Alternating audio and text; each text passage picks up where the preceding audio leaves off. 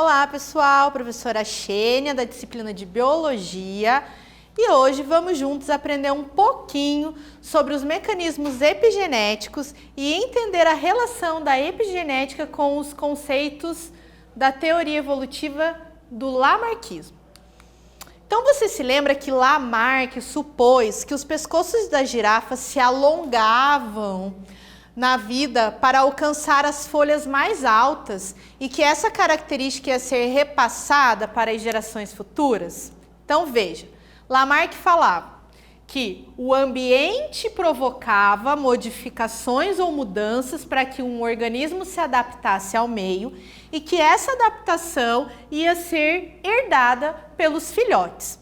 Essa era conhecida então pela lei da herança dos caracteres adquiridos. As características adquiridas em vida eram transmitidas para a próxima geração. Agora, você sabia que uma área recente da genética, chamada de epigenética, trouxe novamente à tona as teorias lamarquistas? Fizeram, na verdade, os evolucionistas e outros pesquisadores repensarem nessa informação que Lamarck deu há tantos anos atrás.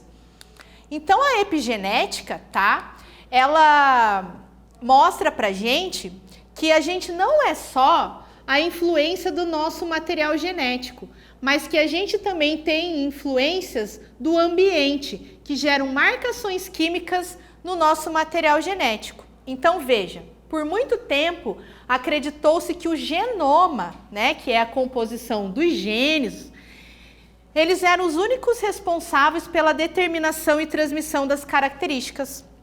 Mas não, hoje a gente sabe que há interferências do epigenoma, que são essas marcações, essas etiquetas químicas que podem estar associadas ao nosso genoma.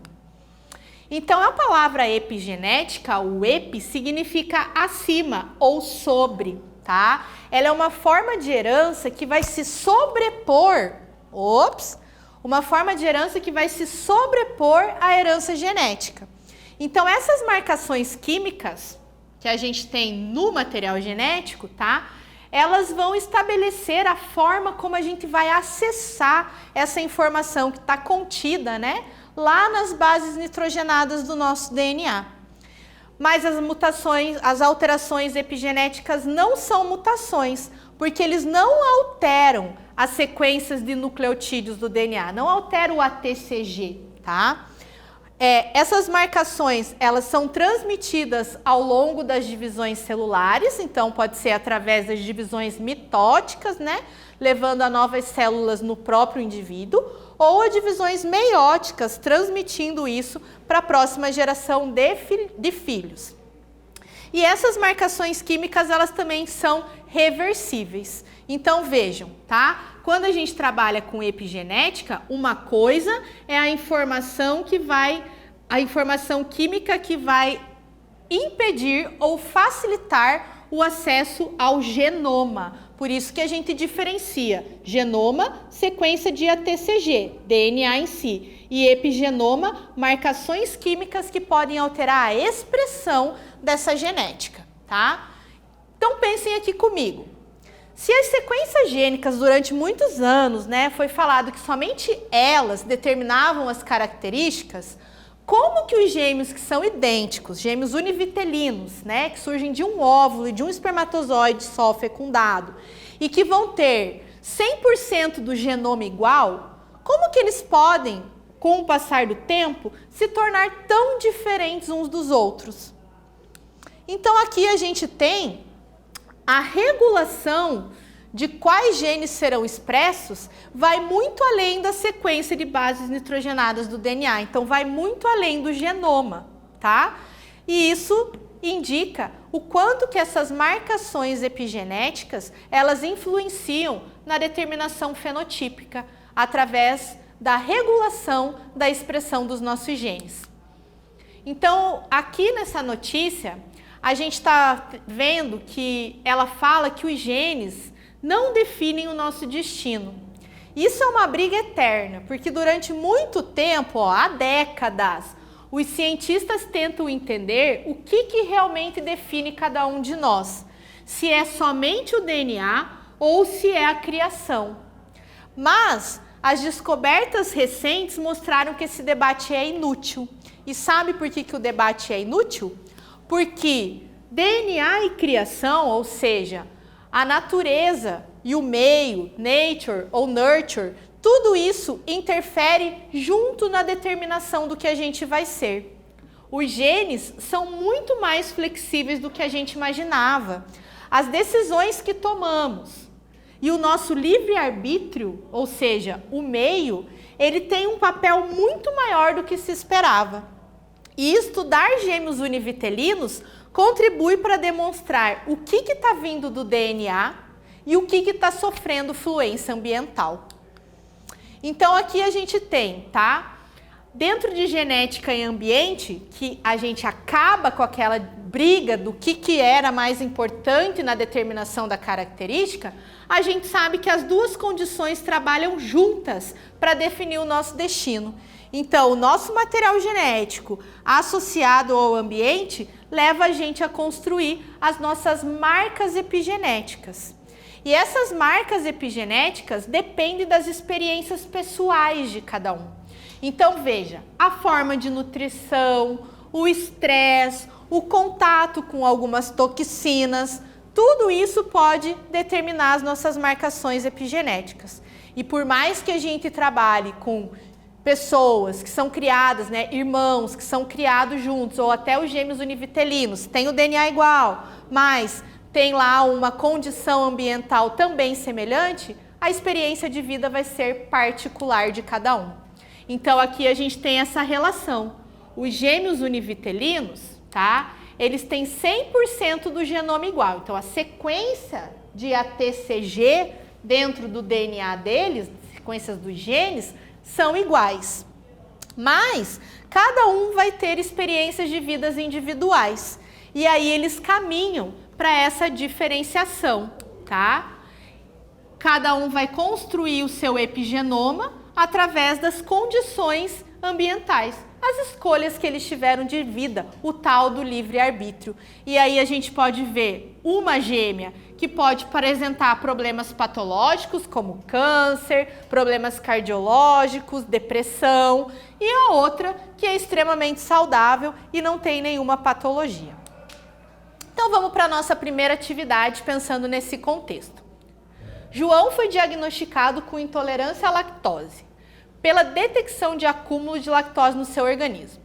Isso ocorre devido à ausência da enzima lactase, que é a enzima que degrada o carboidrato lactose.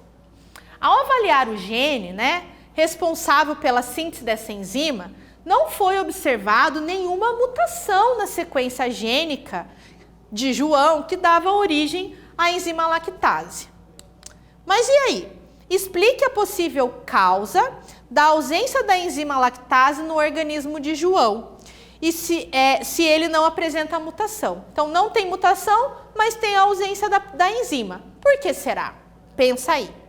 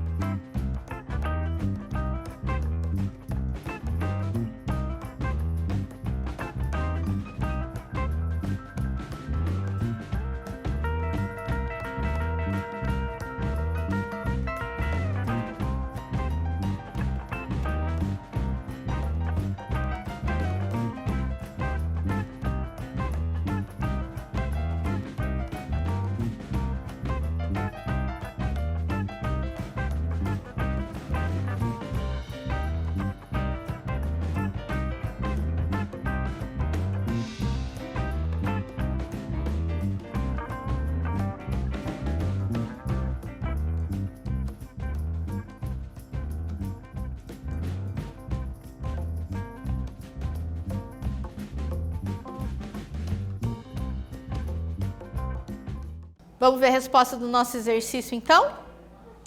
A ausência da síntese da enzima lactase em João, mesmo ele não tendo uma mutação no gene, é provável que essa enzima esteja ausente devido a eventos epigenéticos, que resulta no silenciamento do gene devido a marcações químicas que impossibilitam a gente de acessar a informação genética contida no DNA. Essas marcações epigenéticas, elas podem ocorrer de duas formas diferentes. A primeira é uma modificação na cromatina. A gente chama de cromatina o DNA associado com proteínas de compactação denominadas de histonas, tá? Então, as marcações químicas nas histonas neutralizam a carga positiva dela. Histona tem carga positiva, material genético tem carga negativa. Os opostos se atraem, daí a gente tem uma alta afinidade do DNA com a histona, o DNA se enrola nessas histonas, favorecendo os níveis de compactação, tão importantes para que o material genético caiba no núcleo.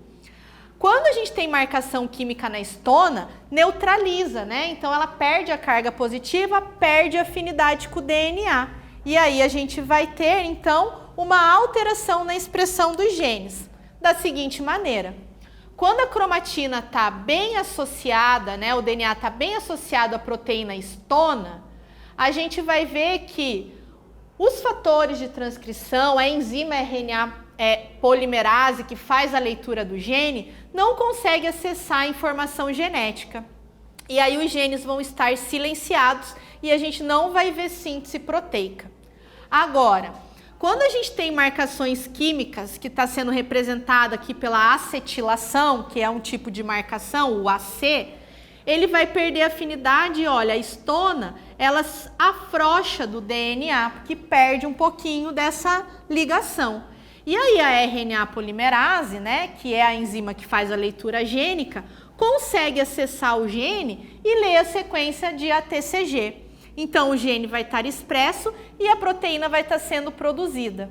Então veja, eu não mudei a sequência da informação no DNA, eu mudei o acesso a essa informação através de marcações químicas na cromatina, tá? Que são as famosas marcações epigenéticas.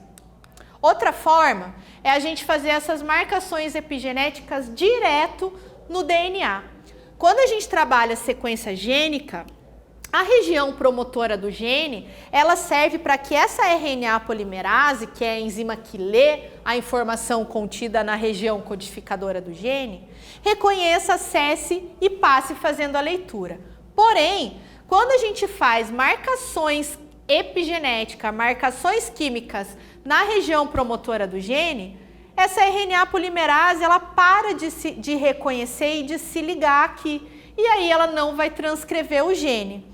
Ou seja, quando a gente modifica a região promotora, a gente também está afetando a expressão dos genes. Da seguinte maneira, quando a gente tem marcações que aqui estão sendo representadas também pelo CH, né, mostrando aí a acetilação, ou também metilações, que são outros exemplos químicos, a gente vai ver que a RNA polimerase não reconhece.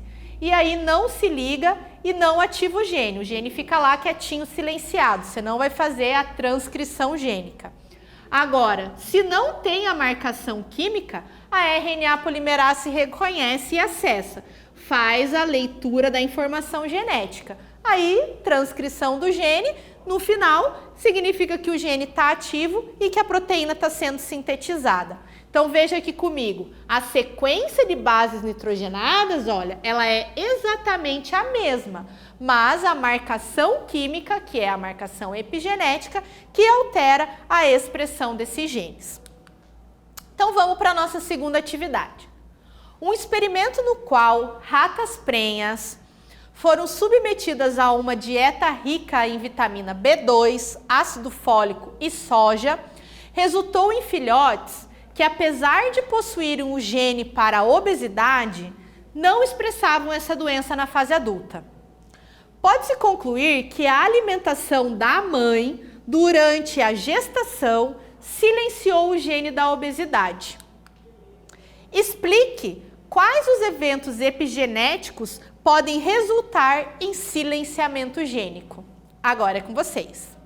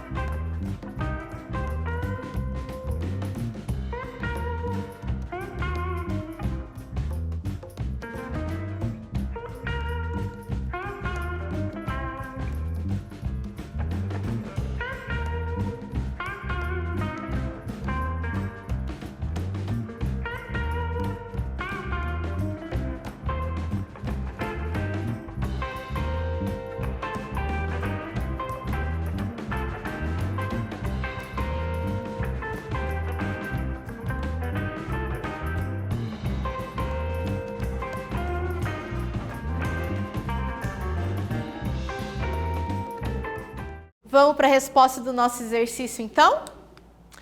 Então, os eventos que podem silenciar os genes, tá? São as remoções das marcas epigenéticas das proteínas histonas. Quando você remove, ela volta para a carga positiva e aumenta a afinidade da histona, que é a proteína de compactação, ao DNA. Assim, a gente promove uma maior compactação da cromatina e, consequentemente, a gente não consegue acessar a informação do gene, favorecendo o silenciamento gênico. Ou também, a gente pode adicionar marcações epigenéticas na região promotora do gene. Essas marcas epigenéticas dificultam o reconhecimento e a ligação da RNA polimerase, que é a enzima que faz a leitura do gene, e, consequentemente, se a RNA polimerase não se liga e não lê o gene, a gente vai ter lá o silenciamento, né, gênico por ausência de transcrição. Bom, aí aqui a gente traz toda a visão da evolução perante esses mecanismos epigenéticos. Será que a epigenética traz à tona o retorno de Lamarck? Então veja, uma bióloga israelense diz que a teoria da evolução precisa ser ampliada para concluir as ideias da herança de caracteres adquiridos que foram propostos por Lamarck. Ela diz que com o nosso conhecimento atual sobre epigenética, não tem como falar de fenômenos epigenéticos sem falar de Lamarck. Afinal de contas, os estudos epigenéticos mostram que o padrão de expressão gênica pode ser induzida por mudanças ambientais e que essas marcas epigenéticas, além de alterar a expressão dos genes, também podem ser passados de pais para filhos. Então vamos trabalhar alguns exemplos aqui. As galinhas, tá? Elas são guiadas pela luz do sol para se alimentar. Elas comem de dia sem parar e à noite dormem. Qual foi a modificação ambiental para o experimento?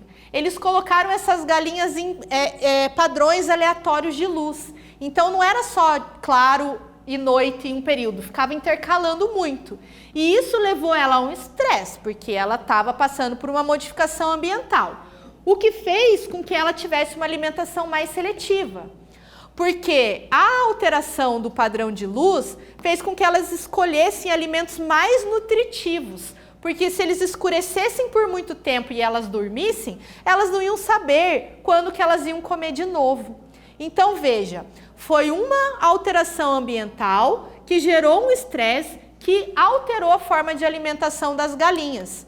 E quando elas tiveram os filhotinhos, os pintinhos, eles já nasceram também fazendo a seleção dos alimentos mais nutritivos. Então, os filhotes tinham uma alimentação seletiva por causa de uma condição que foi realizada nos pais. Então, eles passaram a vida com um padrão regular de luz, os pintinhos, normal, de dia come, de noite dorme, mas eles foram criados longe das mães biológicas, porque eles não aprenderam isso com a mãe, mostrando pra gente, então, que esses pintinhos, eles traziam marcações epigenéticas por causa do estresse ambiental.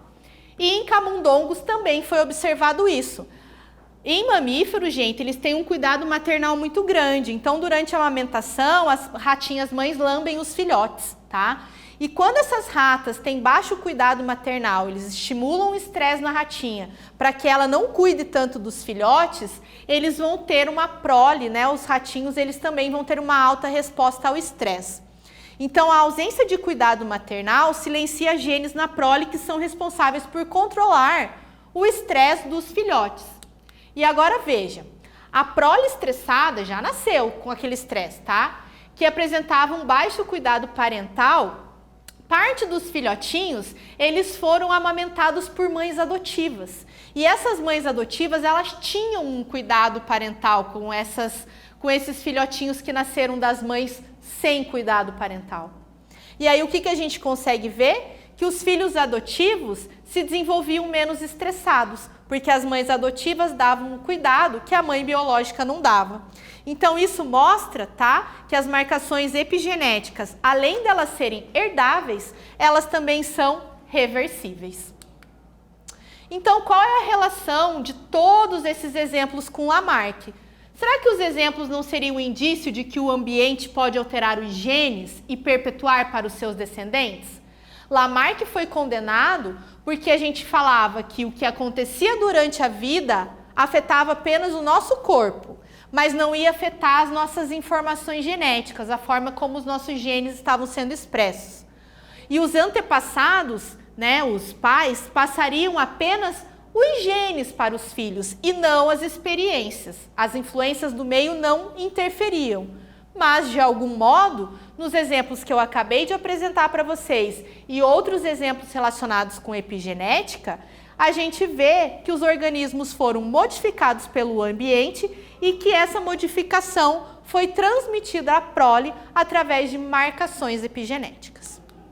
Então, na aula de hoje, nós conhecemos um pouquinho sobre a herança epigenética e a influência do meio na determinação das nossas características. Espero que vocês tenham gostado, nos vemos numa próxima aula e até mais!